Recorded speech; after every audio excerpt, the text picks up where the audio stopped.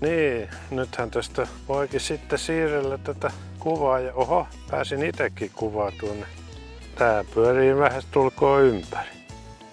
Tässä on tämmönen hieno aurinkopaneeli, minkä voi sitten virittää vaikka 3 metrin päähän johdolla ja saa siihen parhaan mahdollisen auringonvalon tulemaan.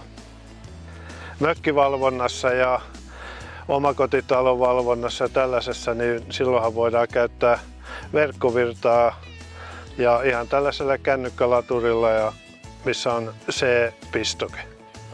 No nyt siellä on karhu. Ei syö niitä minun omenoita. Ymmärsihän se. Nightforce Livecam Pro 4G. Hyvin varustelluista putiikeista ympäri Suomen.